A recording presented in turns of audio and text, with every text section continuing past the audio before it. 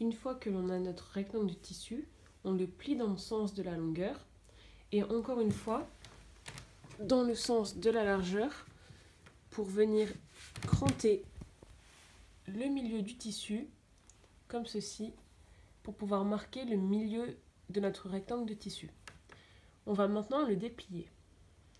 Une fois déplié, on retrouve notre petite marque de crantage au milieu et on le replie à nouveau dans le sens de la longueur pour retrouver notre rectangle allongé, comme ceci. Notre petit cran est bien au pli. On va pouvoir mesurer 10 cm à partir de cette marque pour marquer le bord du col.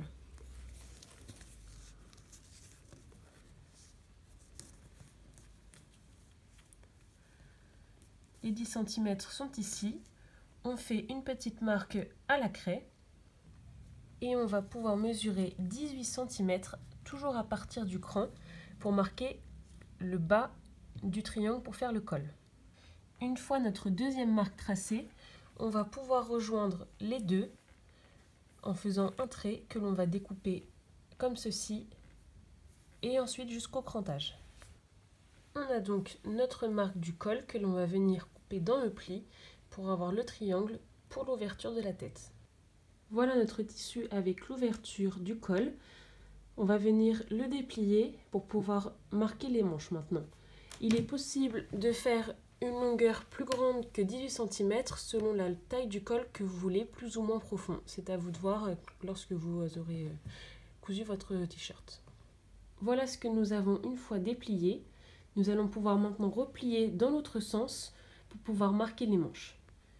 Voilà le résultat une fois plié. Donc on voit bien l'ouverture du col que vous pouvez donc agrandir selon vos envies. Il est plié dans l'autre sens. Le pli n'est plus maintenant au milieu du col mais en haut du col. On va maintenant le replier encore une fois en deux pour pouvoir marquer les manches ensemble et faire en sorte qu'elles soient exactement de la même taille.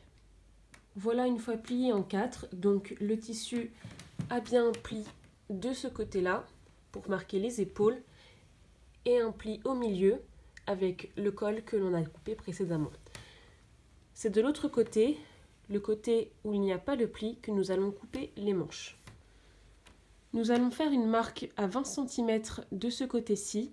20 cm, c'est une longueur que j'ai définie selon mes envies. Vous pouvez faire plus ou moins 20 cm selon si vous préférez que vos manches soient larges ou plus serrées. Donc je crante à 20 cm pour marquer la taille des manches. Et à présent, on va marquer un point à la craie à environ 5 cm pour faire définir la largeur de la manche. Donc j'ai fait mon point à 5 cm en face du crantage. Je vais à présent le faire à 5 cm dans le bas du tissu pour marquer la manche et ensuite nous allons rejoindre tous les traits et découper. Voici ma deuxième marque à 5 cm. La première est ici en face du crantage. Comme pour le col, nous allons tracer et découper. Mon rectangle tracé pour marquer la manche. Il ne reste plus qu'à découper et la manche sera créée. Voici la forme que vous devez obtenir lorsque vous avez découpé la manche.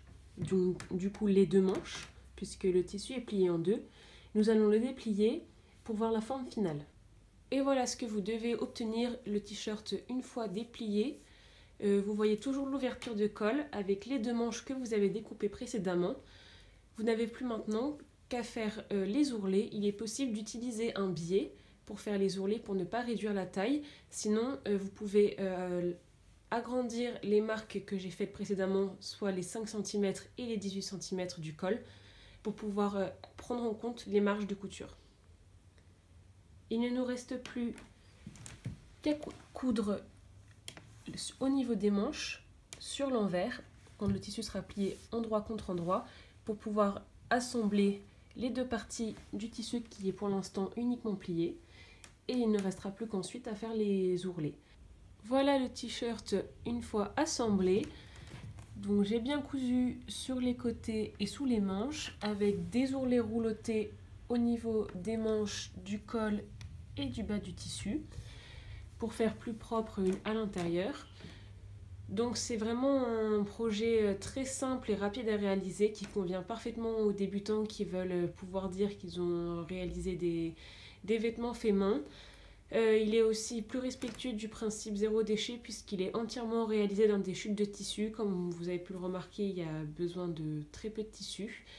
Et même si vous n'utilisez pas les chutes, il restera très peu de tissu à la fin si vous achetez le coupon exprès pour ça.